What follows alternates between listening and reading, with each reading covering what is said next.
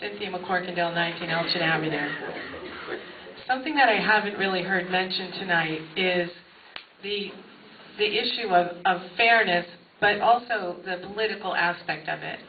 The reason why so many people are here tonight is because a privately funded political action committee worked very hard and sent out postcards and spent money to do that. That's where notifications and advocacy for positions, for political positions, should remain with privately funded political action committees, not with town agencies. That's how I see the all or none. I also don't understand the argument that it's going to cost the town money. It's not going to cost any money, because what will happen is you will choose, the town agencies will choose not to put that in their communications. That's not a bad thing. That just means that it's left up to political action committees to take the role of advocacy for positions, for political issues. I'm very familiar with the statute, the Connecticut General Statute that Mr. Kravis referenced. That's a very specific state statute.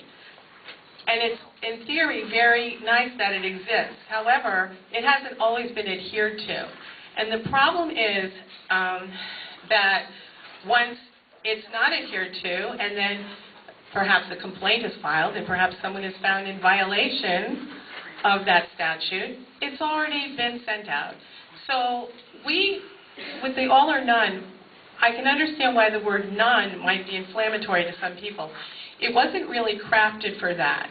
It was really crafted to say that people should all have equal access to information. It should not be incumbent on the person, the resident, the taxpayer, to sign up for a special email newsletter, aside from the fact, even if they have a computer. I don't subscribe to Field and Stream magazine because I don't care about fishing. Now, I'm not saying I don't care about the schools. I do very much. But I don't need to get every single thing in this newsletter and have to figure out when notification is going to come for some town issue. That's not something that I should be required to do, to sign up for a specific email mailing in order to be informed. I don't think that the town agencies or Board of Education should be taking it on themselves to inform people in an advocacy context. And that's what's been happening historically in Bethel for many, many years. That's why we have a division. I believe that it's been happening for so long that people are so used to it, they don't even understand that it's not the way it's supposed to be. We should all be together, but we should all be equal, and we should all have access to the same information all the time. Thank you. All right, Mr. Michael. All right. We have a motion made and seconded to move the question, which means we will vote on the same. Well, we have a motion to move and second. I'm going to ask for a vote on moving. A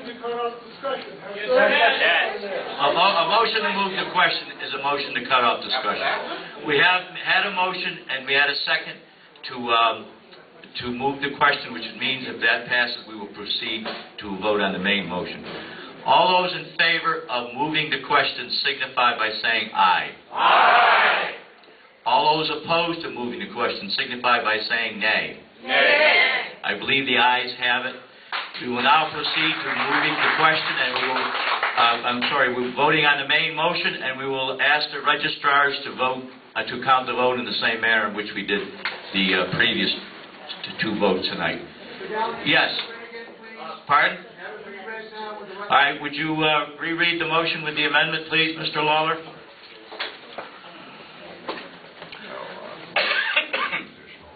The amended motion reads, shall the town of Bethel urge and compel the Board of Selectmen that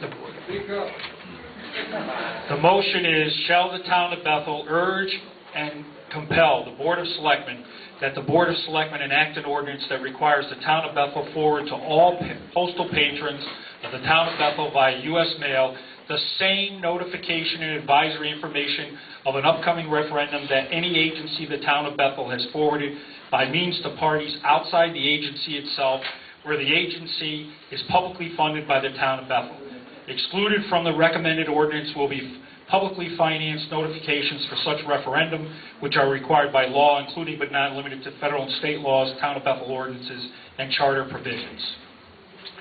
You have heard the motion as amendment. You have another question on a motion? I would ask before the vote, all visitors go over. Okay, I thank you, sir.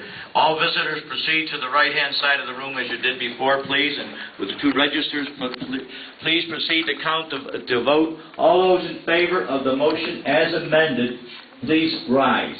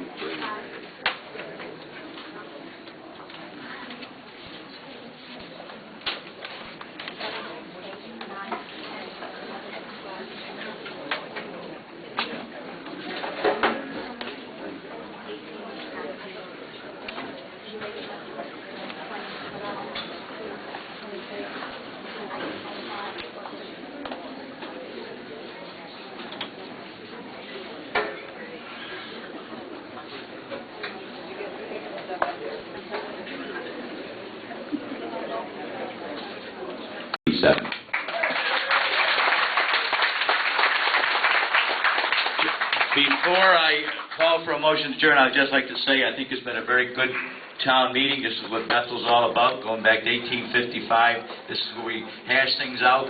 I don't believe in cutting any speaker off unless they stray too far from the topic. And the speakers today were embellishing their arguments. Some gave history, some were, but there was no one I thought was out of order. I did think a question to the audience is out of order, and I ruled that out of order. Otherwise, I think everything was in order tonight, and I'd ask for a motion to adjourn this town meeting.